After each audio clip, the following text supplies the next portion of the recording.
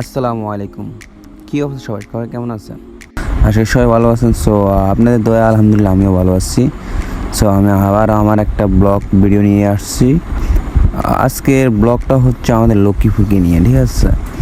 অনেকে জিজ্ঞেস করতেছেন যে আমার বাসা কোথায়।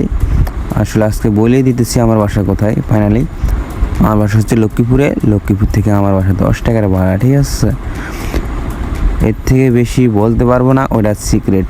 ওকে, একদিন ঠিক বলবো, অবশ্যই শুনতে পাবেন। তো যারা যারা লক্ষ্মীপুরে থাকেন অথবা লক্ষ্মীপুর চিনেন তারা অবশ্যই কমেন্ট করবেন, ঠিক আছে? তো কিছুক্ষণের মধ্যে আমরা লক্ষ্মীপুরের যে তেলের পাম্প আছে ওই জায়গার মধ্যে চলে যেতেছি। বেশিক্ষণ লাগবে না, আর চলে গেছি, অলরেডি চলে আসছি। সবাই দেখতে থাকুন। আর যারা যারা এটা চিনেন, লক্ষ্মীপুর চিনেন, তারা অবশ্যই কমেন্ট করবেন, ঠিক আছে? আর সবাই বলবেন যে আমার ভিডিওটা কে কোন জেলা থেকে দেখতেছেন। তো কথা বলতে বলতে চলে আসছি, আমরা লক্ষ্মীপুরে চলে আসছি।